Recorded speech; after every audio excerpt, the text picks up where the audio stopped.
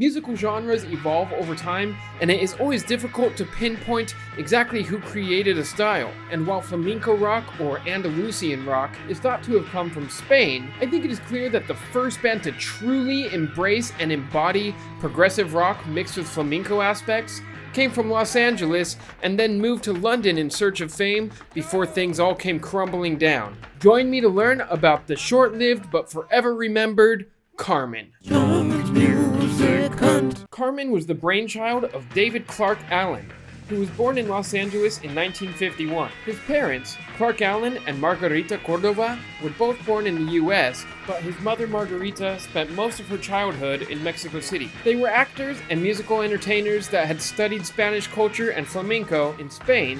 Then in 1962, they opened and performed at a flamenco nightclub on Sunset Boulevard called El Cid, which is still there today under new ownership. So their children, David Clark Allen and his younger sister, Angela Allen, grew up in this environment with Spanish music and dance. David was trained in classical and flamenco guitar at such an early age that he first performed on the stage of El Cid when he was 4 years old. His guaranteed success as an acoustic player was derailed, however, when those pesky Beatles took the world by storm. At the age of 14, he sang and played guitar with his friend Dennis Trevotola in his first rock group, The Offbeats, which performed on the TV program Shindig.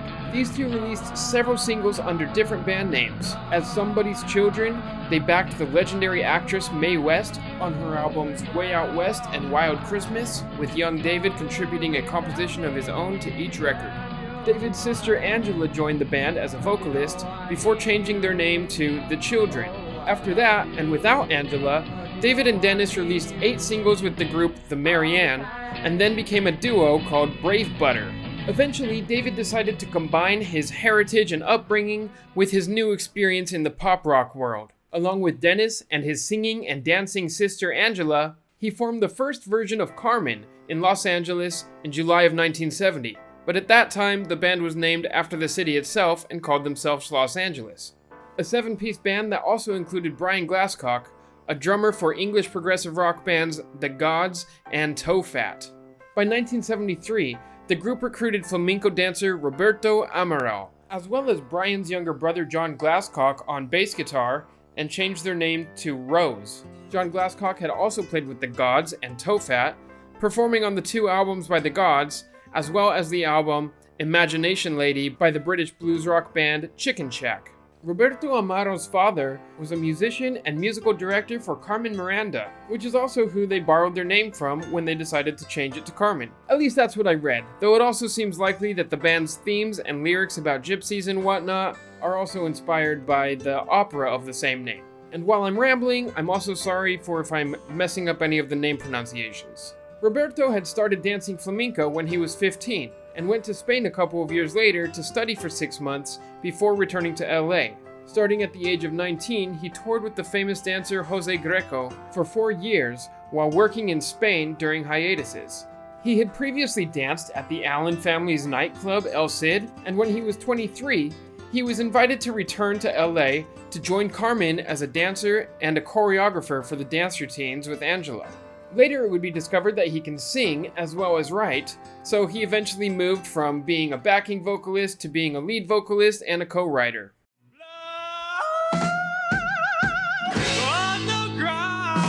Their manager got them in front of multiple US record labels, but no executives understood how they would market this bizarre combination of genres, and at least one of them suggested that they just become a Las Vegas spectacle. With the band reduced to 5 members and no longer with Dennis Terry, they decided to move to London using the money that David's parents had saved to send him to college. Before departure, drummer Brian Glascock decided not to go, so in January of 1973, the 4 remaining members, David, Angela, Roberto, and John, set off on their adventure with high hopes that their limited funds would last them long enough to meet the proper connections. David loved snakeskin, and figured it only made sense that their ideal drummer would be wearing snakeskin boots. Take note, you musicians looking for the perfect bandmate. So when they arrived in London, he went to a local store that made snakeskin clothes and asked them if they knew a drummer. And they actually did. So when Paul Fenton returned from his South American tour with his group Christie, The shop gave him a note telling him to call David, and though Christie had a successful hit with their song Yellow River, and was possibly a much more steady gig, Paul Fenton was more interested in the unique sound of Carmen. And I'm not exactly sure when, but I figured I'd slip in that at some point Paul McCartney also invited Paul Fenton to join Wings, but he still chose Carmen instead. Christie's manager, Brian Longley, also took interest in Carmen, found them a house to live in, and arranged a meeting with the famous producer Tony Visconti, who had been working with artists such as David Bowie, T-Rex, Gentle Giant, Straubs, Osibisa, and many others. They auditioned for Tony with a very stripped-down setup, with acoustic guitar and Paul Fenton drumming on his knees to accompany their excellent harmonies. But Tony saw the potential, and they were very quickly signed, and in summer of 1973, they were already recording their first album. Due to their new connections, the group became friends with some of the famous English musicians, most notably for our story, David Bowie and Mark Bolan of T-Rex. David Bowie wanted to boost their public image, and invited them to perform on Midnight Special. This would be their only major TV performance and was filmed October 18th of 1973. Drummer Paul Fenton became an extended member of T-Rex when Carmen wasn't busy and appeared on a few of their songs. Carmen's debut album, Fandangos in Space, was released in Europe at the end of 1973 and made it to other regions in early 1974, with the US receiving a different album cover. It begins with what is likely their most well-known song, a track titled Bulerías. It is the perfect introduction to this band, as it expertly mixes flamenco aspects with inspiration from progressive rock. This first mini-suite gives a clear idea of what you'll be getting into as the album continues. Strong and catchy vocals with excellent harmonies in mostly English with a little Spanish, both acoustic and electric guitars with solo sections, melodic but rhythmic bass lines, thunderous, powerful, and fast drumming, tambourines, tap dancing, hand claps, and topped off with some spacey mellotron or synthesizer played by Angela Allen. The title Bulerías refers to the flamenco rhythm used in the song, and we'll be hearing different variations of this throughout the band's discography. The time signature could be perceived as a bar of 6/8 followed by a bar of 3/4, but the proper way to count a bulería is to start on an accent of 12 like this. 12, 1, 2, 3, 4, 5, 6, 7, 8, 9, 10, 11, 12, 1, 2, 3, 4, 5, 6, 7, 8, 9, 10, 11, 12. The album goes on to include more flamenco guitar, castanets, and many other ideas with lyrics inspired by Spanish themes. Lots of great instrumental sections, and rhythms bouncing between different counts of 4s and 3s. The B-side to the album is mostly a suite that flows together so well that future re-releases actually didn't understand the beginning and end points to the tracks, so the current versions available online aren't actually true to the track lengths of the original. The album ends extremely strongly with some sections of music that reprise themes that we had heard earlier. If you're enjoying this video so far, please give it a like, it helps me out a lot. Consider subscribing and checking out my channel to learn more about other lesser known but very influential bands. I wasn't sure where to slide in these next tidbits into my script, but I wanted to mention that they would wear unique and often customized clothing, and that they would bring with them their own special sound stage with microphones and floorboards, so that they could properly capture a thunderous yet clean live tone for their tap dancing. Carmen recorded their second album, Dancing on a Cold Wind, in early 1974, and released it at the start of 1975 with an album cover and marketing materials inspired by the logo of a French cigarette company named Gitanes, which translates to Gypsies. Dancing on a Cold Wind is a concept album about a gypsy prostitute and how she eventually changes her ways and reunites with a past lover. The A-side has songs that set the scene, while the second side consists entirely of a suite called Remembrances and fully embraces the opera. Roberto sings many of the leads as the narrator, Angela performs as the gypsy girl, David is the past lover, and John's small part is referred to as the present lover. Tony Visconti's wife at the time, Mary Hopkin, contributes some backing vocals to the album, and some other guests contributed some strings, tabla, and timbales, with Tony adding recorder. In 1992, the first two albums were reissued together on CD, but the 2006 version contains 2 bonus tracks from the sessions of Dancing on a Cold Wind. After recording the second album, The band toured the UK for several weeks before going on a long tour of the US, opening for bands like ELO, Rush, Santana, and Blue Oyster Cult. The last 13 weeks touring the States were with Jethro Tull, and in some of the more Hispanic parts of the States, Carmen received more favorable reviews than Jethro Tull themselves. In the first quarter of 1975, their tour ended in Boston, Massachusetts, and due to poor management, the band found themselves to be out of money. They settled in the Massachusetts countryside in a place called Longview Farm, where they lived for 3 months while anticipating to go on a long tour supporting the Rolling Stones. This would not come to be, however, as apparently their manager had demanded way too much money. He also seemingly ruined their relationship with producer Tony Visconti, and of course had only paid the band small salaries, leaving them with no reserves on their own. David was able to get 3 new songs produced, which landed them a new record deal and a payment advance to help produce their next album. They recorded at Longview Farm in April and May of 1975 with producer Steve Elson. There was a much smaller budget and therefore weaker production than Tony Visconti would have been able to offer them. Carmen's third and final album, The Gypsies, reflects their stage act and the experiences of traveling with Jethro Tull on their War Child tour. War Child had seen Jethro Tull returning to shorter songs after 2 albums of over-the-top conceptual madness that I am a huge fan of. But we all know it's incredibly risky for a band to try to make money off of a 24-minute operatic suite. Not everything can be a great success like Thick as a Brick.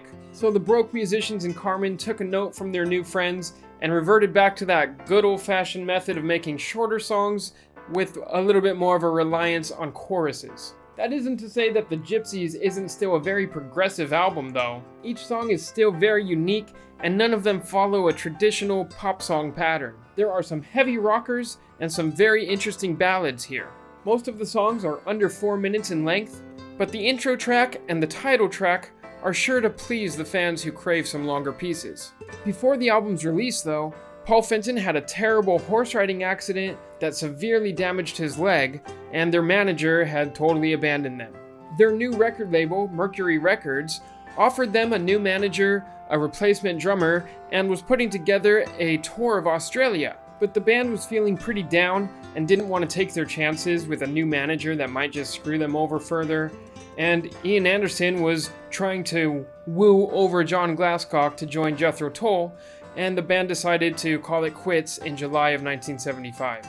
John and Angela had become a couple, so they stuck together for a while, and Angela performs backing vocals on the first Jethro Tull album that John would be a part of, Too Old to Rock and Roll, Too Young to Die.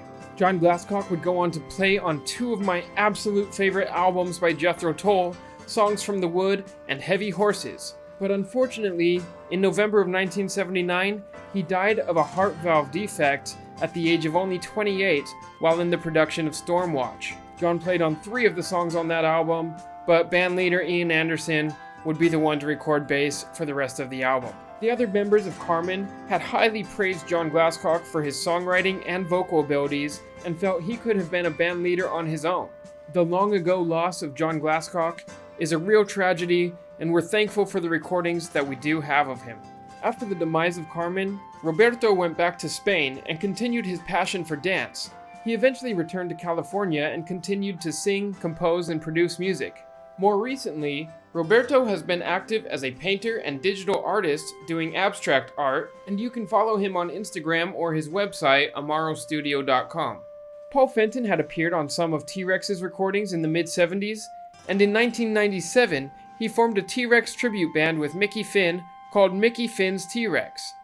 Despite the unfortunate passing of Mickey Finn in 2003, Paul Fenton continues to tour with Mickey Finn's T-Rex as the only remaining connection to the original band. This video isn't over. I'm going to continue talking about some important information about Carmen, but please remember to give the video a like and subscribe and check out the other videos on my channel. I really appreciate it. Please, and thank you. David Allen returned to LA and formed a new band combining funk and flamenco, and then later a duo with his sister Angela. He then played on some disco tracks and the first solo album by Michelle Phillips. In 1980, he returned to London to form a band with Jethro Tull's drummer and wrote 2 songs that Agnieszka Folkskog of ABBA used on one of her albums. In 1983, he was diagnosed with throat cancer and stepped back from music for a while to focus on photography. Then later, he re-emerged in the early 2000s with an experimental band called Dead Man Walking. You can find recordings on David's SoundCloud or directly on his website of davidclarkallen.com. In 2006, Angel Air Records re-released the compilation of the first two Carmen albums, with plans to release the third Carmen album in 2007, paired with an album called Widescreen, containing new instrumental recordings of flamenco material by David Clark Allen and produced by Lawrence Elliott Potter. In 2006, these two also created a new song with lyrics and vocals by Angela Allen. It is a tribute to John Glascock titled Only Talking to Myself, and it is one of the two bonus tracks that were added to The Gypsies, along with a non-album single they had released in April of 1974, Flamenco Fever. Widescreen evolved into a band with Lawrence, or Larry Lush, and Charlotte Metcalf, and they created another album called En Mi Vida before Lawrence left the band, and Charlotte and David recruited new members into a new band called Flamexicano. David started going by the stage name Papa Tigre and released an album with a band under that artist name in 2014. In more recent years, he has been releasing solo singles on Spotify, and I found them all to be very unique, diverse, and entertaining. Earlier this year, in 2024, a new box set came out that includes all three Carmen albums, including the 4 bonus tracks. Thank you very much to David Clark Allen for answering the questions that I sent you, and thank you for giving us all this music, and thank you to Jorge Gonzalez for giving me $2 for my video on the Canterbury scene band called Egg. That's the most money I've made off of this channel other than the YouTube ad revenue, which is less than $1 a day a lot of the time. So if you guys could support me in any way, I'd really appreciate it. You can donate to my new EP that I have on Bandcamp or buy some of this merchandise that's available. But I hope that you enjoyed this video no matter what, and that you give it a like, consider subscribing, and leave a comment below, and have a happy listening session. The album R. Todd, released under the band name Pescado Rabioso, is often considered to be the best rock album ever to come from Argentina, but it wasn't actually recorded by the band known as Pescado Rabioso.